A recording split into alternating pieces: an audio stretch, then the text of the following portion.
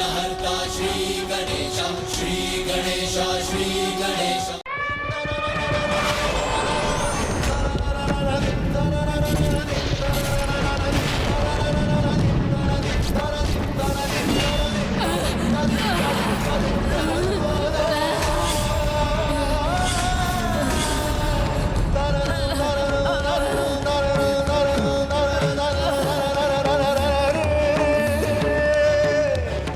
प्रभु अय्यप्पा की कृपा से महिषी का अंत हो रहा है। मेरे क्रोध की अग्नि तुम्हारे साथ तुम्हारे विकारों को भी नष्ट करेगी महिषी।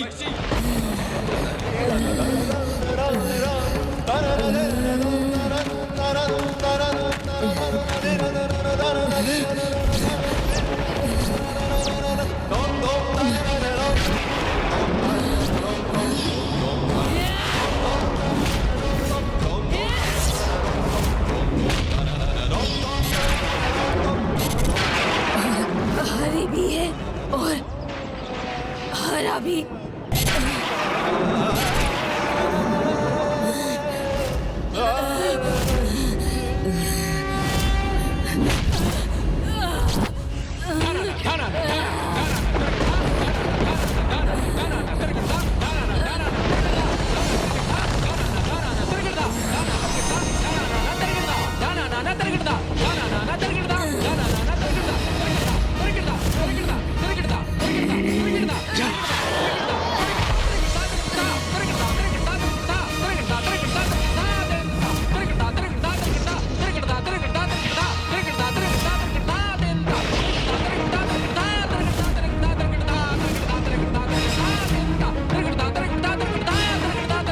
जिनके भीतर हरा और हरी दोनों का क्रोध भाव समाया हो, उन पर नियंत्रण करना अत्यंत कठिन है। अतः हमें प्रभु अय्यप्पा को शांत करना ही होगा। और यदि इनके क्रोध को शांत करने का शीघ्र ही कोई मार्ग नहीं निकाला गया तो स्थिति गंभीर हो जाएगी। किंतु इन्हें शांत करने का उपाय क्या है? एक ही उपाय है, प्रभु की स्तुति। प्रणाम देवर्षि।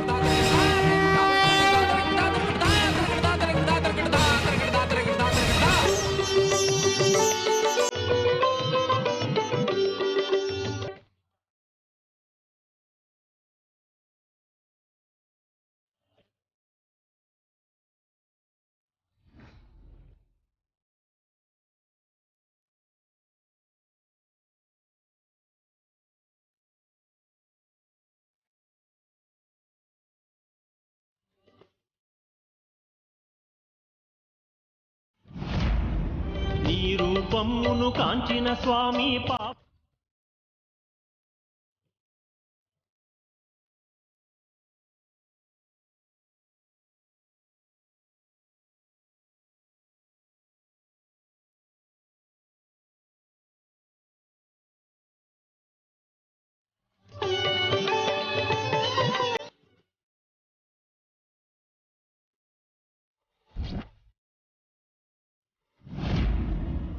అమితానందం పరమానందం స్వామి శరణం అయ్యప్ప శబరిగిరి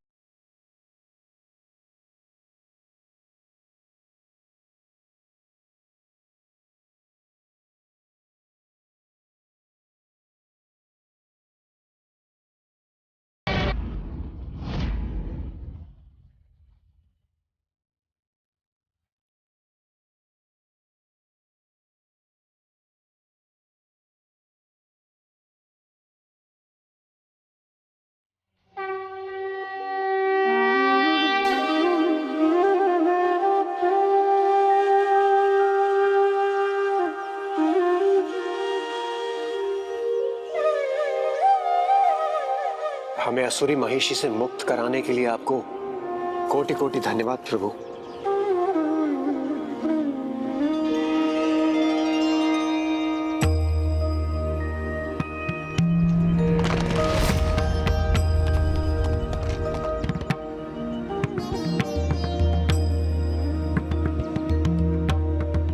चिंता मत कीजिए देवराज, महिषी का अंत हो चुका है।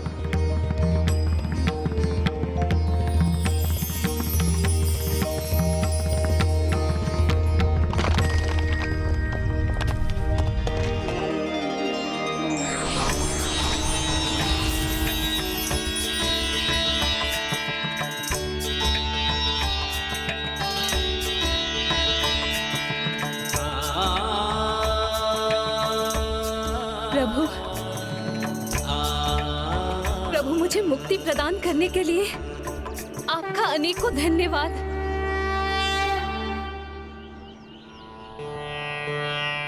वो कौन थी माँ? वो ऋषि कन्या लीला थी। ऋषि कन्या इतनी भयंकर राक्षस कैसे बन गई माँ?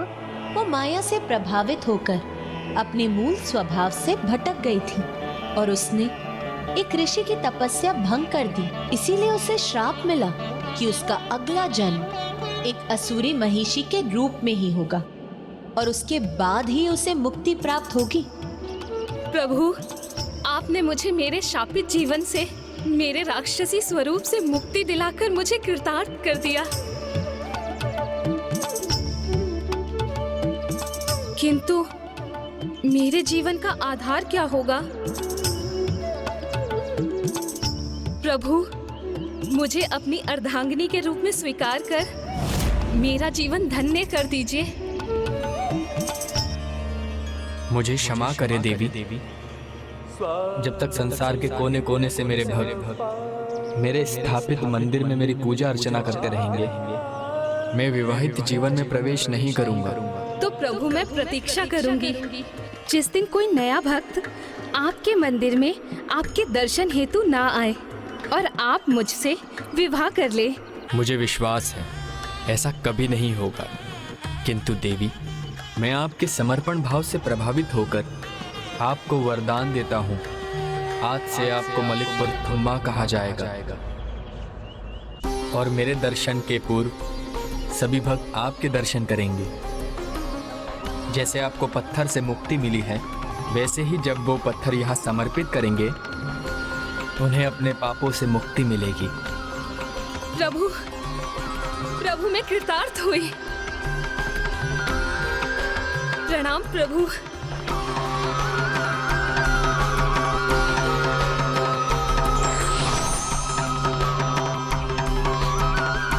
स्वामी शरणमय्यप्पा, स्वामी शरणमय्यप्पा, स्वामी शरणमय्यप्पा, स्वामी शरणमय्यप्पा, स्वामी शरणमय्यप्पा। प्रभु, हम भी आपको अपनी कृतज्ञता अर्पित करना चाहते हैं। प्रभु, देवी लीला के समान आपने हमें भी मुक्त किया।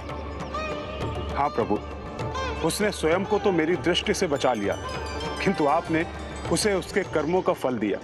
इसलिए आज मैं भी ये घोषणा करता हूँ कि जो भी पादुकाएं पहने बिना काले वस्त्रों को धारण कर आपका व्रत करेगा एवं आपके दर्शन के लिए आएगा, मेरी वक्र दृष्टि और 7.5 उस पर कोई प्रभाव नहीं डालेगी। ओम स्वामी स्वामी शरणमय्यप्पा, स्वामी शरणमय्यप्पा, स्वामी शरणमय्यप्पा, स्वामी शरणमय्यप्पा। अब ज्ञात हुआ कि प्रभु अयप्पा के व्रत में काले वस्त्र क्यों पहने जाते हैं। किंतु माँ, बागिन के दूध का क्या हुआ? प्रभु अयप्पा ने देवताओं की सहायता की थी, इसीलिए अभी देवता भी प्रभु अयप्पा की विशेष सेवा करने के इच्छुक थे। कैसे माँ? जिस कार्य के लिए मैं वन में आया था, अब मुझे वो संपन्न करना है।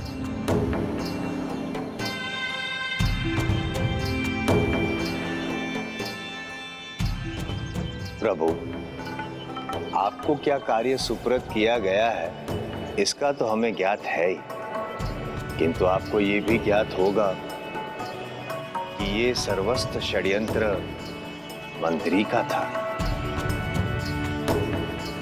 प्रभु, आपने हमारी रक्षा की, अब हमें भी आपकी सेवा करने का अवसर दीजिए।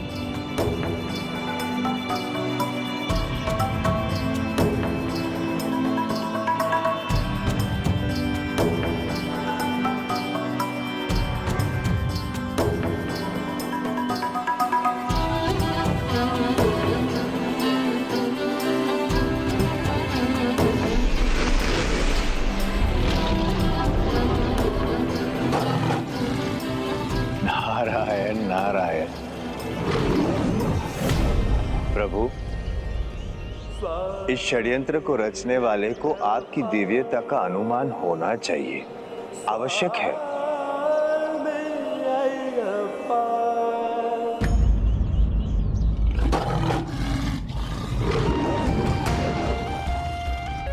क्षमा करें महाराज, परंतु देर बहुत हो चुकी है। अब राजकुमार मणिकंठा की प्रतीक्षा त्याग देनी चाहिए। उनका लौट कर आना असंभव है। महामंत्री! महाराज, ये कार्य ही इतना असंभव था। बाघ जैसे वन्य पशु को नियंत्रित करना असंभव है महाराज।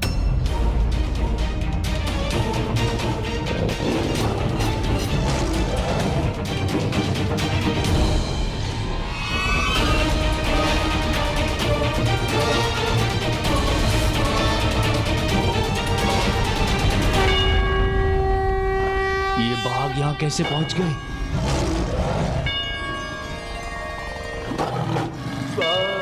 पुत्र, भ्राता,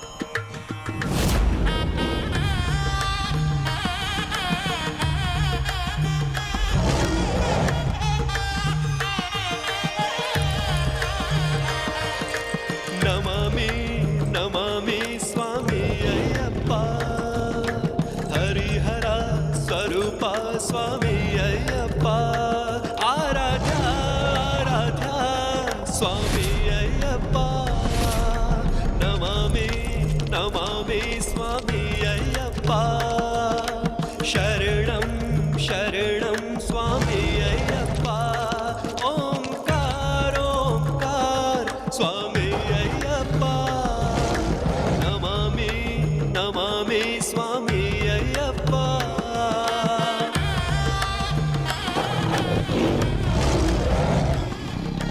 मेरा पुत्र असंभव को संभव बनाकर लौट आया। कितना अद्भुत और दिव्य दृश्य है ये।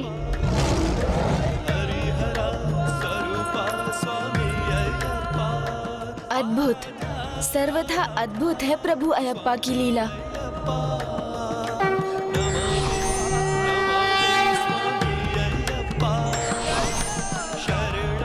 भक्ति का भाव किसी को भी अछूता नहीं छोड़ता। प्रभु अयप्पा की भक्ति से तुम भी अछूते नहीं रहे गणेश। जैसे उस दिन राजा राजशेखर और उनके परिवार के लिए ही नहीं, किंतु उस महान दिव्य घटना से पांडुलम में एक दिव्य अलौकिक प्रकाश छा गया था।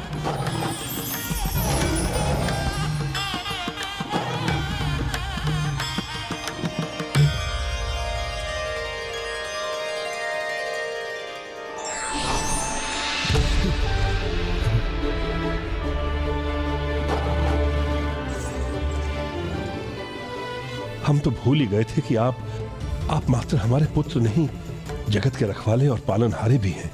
उन्हें अपनी दिव्यता का परिचय देने के लिए अनेकों धन्यवाद प्रभु।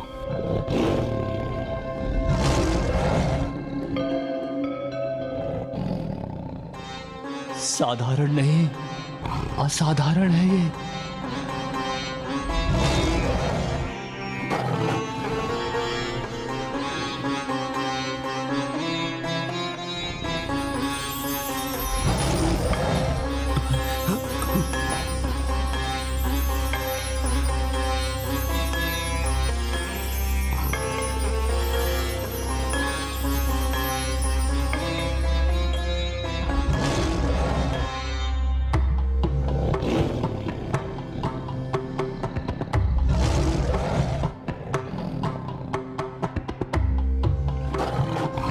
क्षमा प्रभु, क्षमा क्षमा प्रभु, क्षमा प्रभु, प्रभु क्षमा क्षमा कर दीजिए, क्षमा कर दीजिए क्षमा कर दीजिए प्रभु। हमसे बहुत बड़ा अपराध हो गया, क्षमा कर दीजिए। अपराध? कैसा अपराध?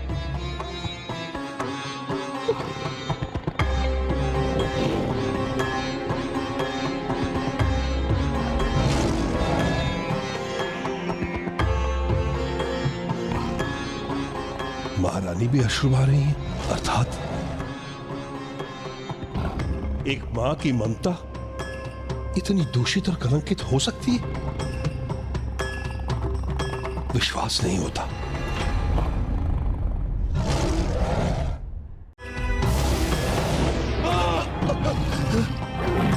प्रभु क्षमा प्रभु, हम क्षमा। आपके दोषी हैं, हमें क्षमा करें प्रभु, हमें क्षमा करें। आज स्वयं अपनी दृष्टि में दोषी हो गई हूँ मैं। माँ की ममता की लाज को लज्जित किया है मैंने। अपराधी हूँ मैं, अपराधी। प्रभु हरिहरा की भक्त होकर भी मैं सत्य को नहीं देख पाई। मुझे दंडित करो पुत्र, मुझे दंडित करो।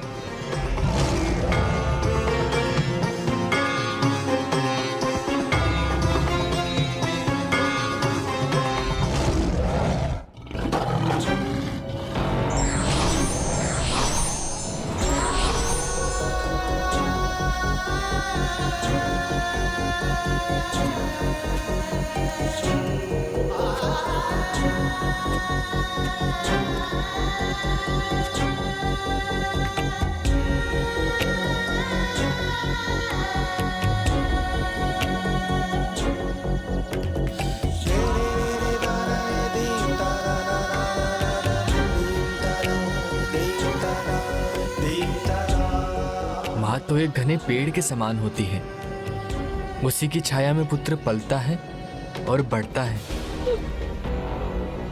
मैं भी तो आपकी आंचल के छांव में पला बढ़ा हूँ माँ। मैं जानता हूँ कि मैं आपसे कितना भी दूर चला जाऊं, परंतु आपकी ममता की छाव सदैव मेरे निकट आ जाएगी।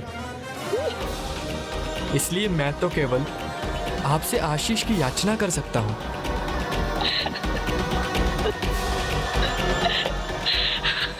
मैंने तुमसे अपने आंचल की छांव को समेटकर बहुत बड़ा अपराध किया है पुत्र। ये जानकर भी तुम्हारे मन में मेरे प्रति इतना सम्मान।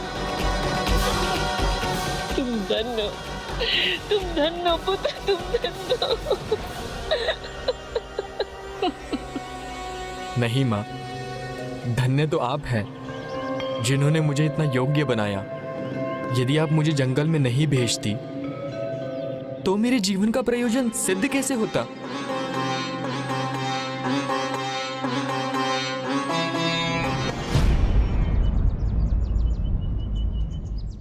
माँ, यदि आप मुझे जंगल नहीं भेजती तो मेरे जीवन का प्रयोजन सिद्ध कैसे होता? मैं इस संसार को महाअसुरी महिषी से मुक्त कैसे कराता?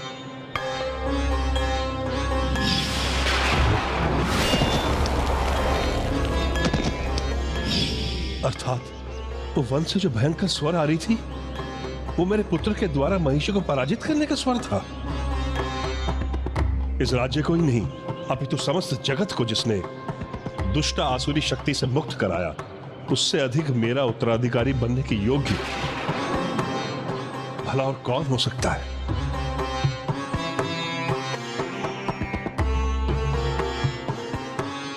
मुझे तुम पे कभी संदेह नहीं था पुत्र कि तुम में एक योग्य राजा के समस्त गुण हैं। किंतु आपने जो समझा वो उचित है माँ, परंतु मुझे राजा बनने की कोई इच्छा नहीं।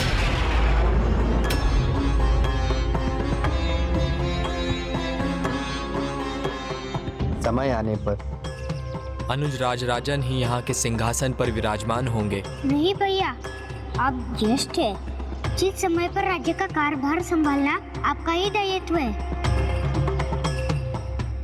हाँ पुत्र, तुम्हारा राजपद का तिरस्कार करना मेरे लिए सबसे बड़ा दंड होगा। नहीं माँ, ये आपका दंड नहीं, आपका सौभाग्य होगा। आपके ज्येष्ठ पुत्र के जन्म का प्रयोजन राजा बनना नहीं, अपितु संसार का कल्याण करना था और रहेगा। इसीलिए राजपद के योग्य मेरा अनुज राजराजन है। तुम्हारी माँ से भूल अवश्य हुई है पुत्र, किंतु मेरी ममता तुम्हें मुझसे दूर नहीं देखना चाहती। इतना बड़ा दुख मत दो पुत्र, मत दो मुझे।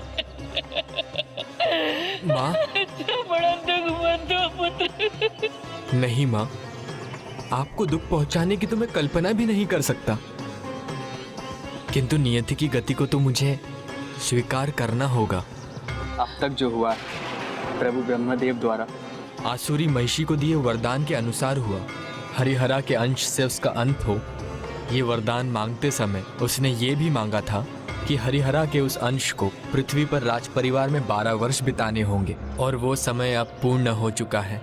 महिषी का संकट भी दूर हो गया और मेरे अवतार का उद्देश्य भी पूर्ण हुआ। इसलिए मैं अब विवश हूँ माँ, अब मुझे जाना ही होगा।